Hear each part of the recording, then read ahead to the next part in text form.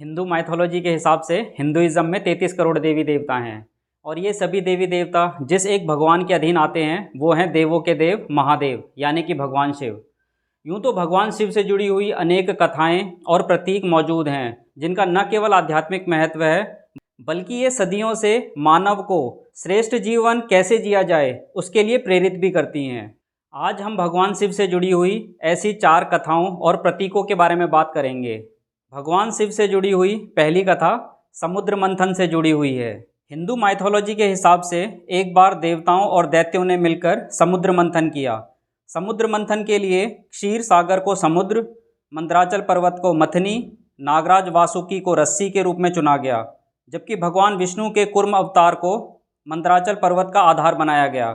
इस समुद्र मंथन से 14 चीज़ें बाहर निकली। ये 14 चीज़ें हैं कालकूट विष, कामधेनु गाय, मन की गति से दौड़ने वाला उच्चैश्रवा घोड़ा, ऐरावत हाथी, कल्प वृक्ष, धन की देवी लक्ष्मी, चंद्रमा, पांचजन्य संघ, कौस्तुभ मणि, रंभा अप्सरा, वारुणी मदिरा, पारिजात पेड़, भगवान धन्वंतरी, अमृत कलश।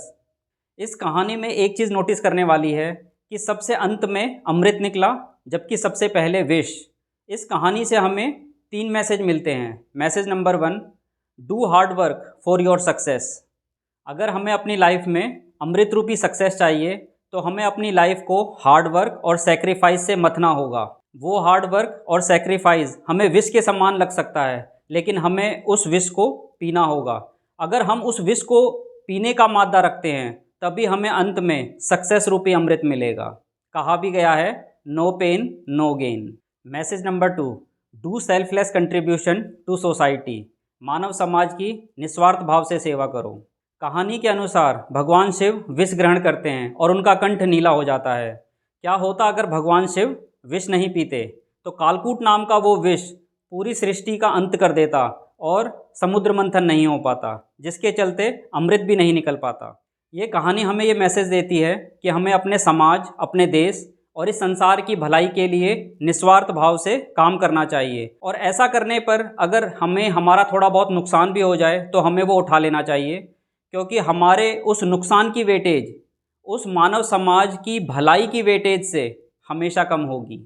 मैसेज नंबर 3, कोऑपरेशन, आपसी सहयोग। समुद्र मंथन की इस कहानी में अगर आप नज़र दौड़ाओगे तो आप पाओगे कि इसमें भगवान शिव हैं, कूर्म अवतार के रूप में भगवान विष्णु हैं, देवता हैं, दैत्य हैं, मंदराचल पर्वत है और वासुकी नाग है। इन सभी के सहयोग से ये समुद्र मंथन हो पाया। इस कहानी से हमें ये मैसेज मिलता है कि हमारे इस संसार, हमारे देश, हमारे समाज, इवन हमारी निजी ज़िंदगी में भी ऐसे कई काम होते हैं जो बिना सहयोग के नहीं हो सकते। कहा भी गया है कि अकेला चना भाड़ नहीं फोड़ सकता, इसलिए जहाँ सहयोग की ज़रूरत हो बिना संकोच किए सहयोग दो और अगर सहयोग लेने की ज़रूरत हो तो बिना शर्माए सहयोग लो। भगवान शिव से जुड़ी हुई दूसरी कथा है कामदेव का अंत। पौराणिक कथाओं के अनुसार एक बार तारकासुर नाम का राक्षस भगवान ब्रह्मा को प्रसन्न कर एक वरदान हासिल कर लेता है। वरदान के हिसाब से वो केवल शिव के पुत्र के हाथों ही मर सकता है। वो ऐसा वरदान इसलिए मांगता है क्योंकि उसे पता होता है कि भगवान शिव वर्षों से तपस्या में लीन है और ऐसे में ना भगवान शिव की शादी होगी और ना ही उनका कोई पुत्र होगा। अपने इस वरदान के प्रभाव से तारकासुर देवताओं के राजा इंद्र को हराकर स्वर्ग पर अपना अधिकार जमा लेता है और सारी सृष्टि में अत्याचार करने लगता है। परेशान देवतागण भगवान शिव को समाधि से उठाने का उपाय सोचते हैं और वो कामदेव के पास जाते हैं और उनसे आग्रह करते हैं कि वो भगवान शिव को उनकी समाधि से उठाएं और इसके लिए कामदेव तैयार हो जाते हैं। कामदेव कैलाश पहुंचते हैं और समाधि में लीन भगवान शिव पर काम, वासना और इच्छा के बाण छोड़ते हैं, जिससे भगवान शिव का ध्यान खंडित हो जाता है।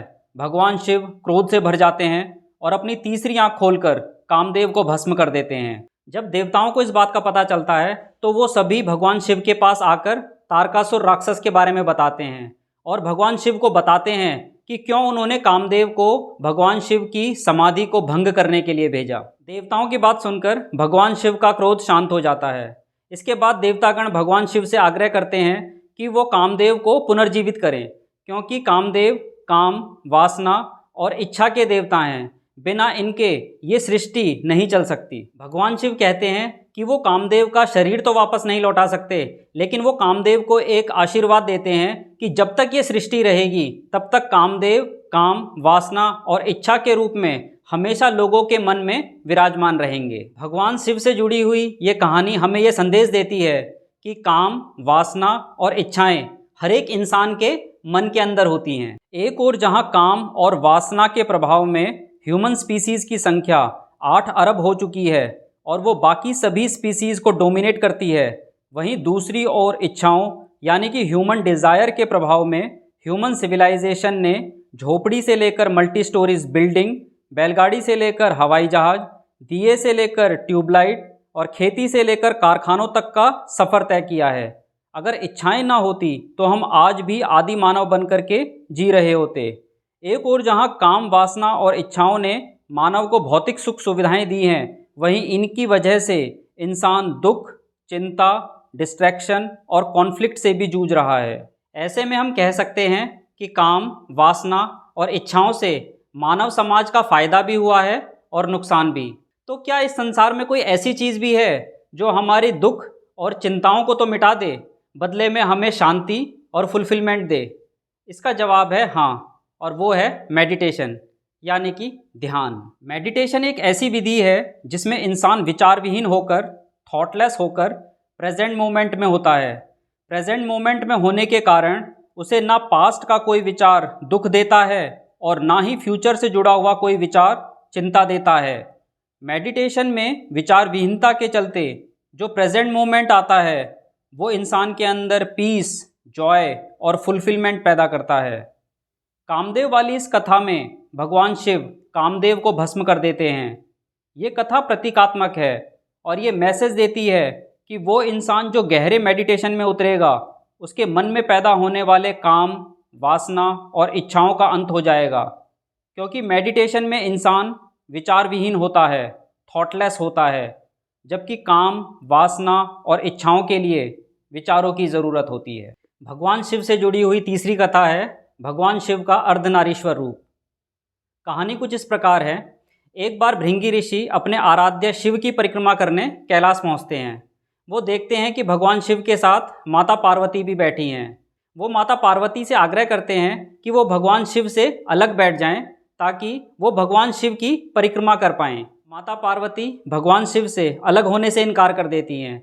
ऐसे में भृंगी ऋषि भंवरे का रूप धारण कर लेते हैं और भगवान शिव के चारों ओर परिक्रमा करने लगते हैं। ये देख माता पार्वती अपने शरीर के आधे हिस्से को भगवान शिव में विलीन कर लेती हैं और भृंगी ऋषि से कहती हैं कि भगवान शिव और पार्वती अलग अलग ना होकर के एक ही हैं।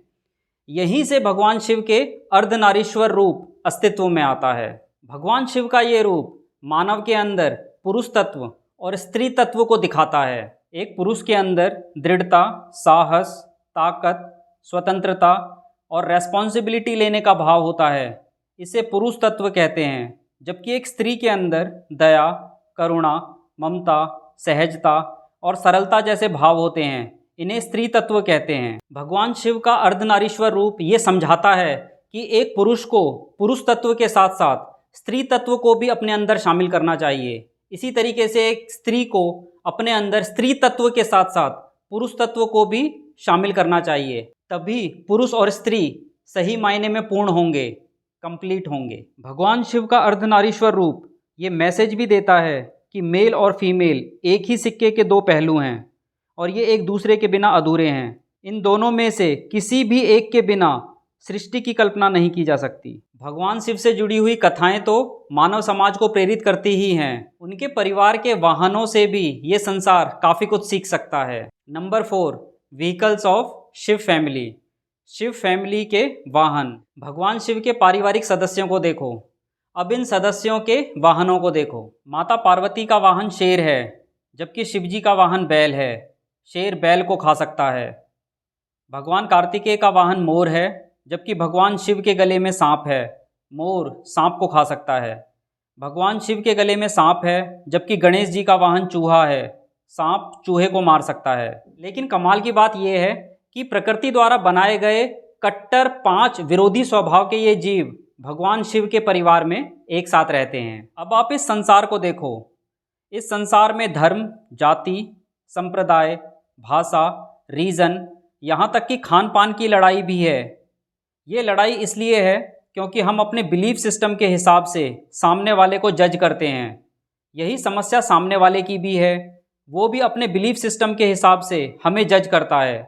बिलीफ सिस्टम का ये द्वैत, डुअलिज्म, कॉन्फ्लिक्ट पैदा करता है और झगड़े का कारण बनता है। इस नेचर ने इस अर्थ को डाइवर्स बनाया है।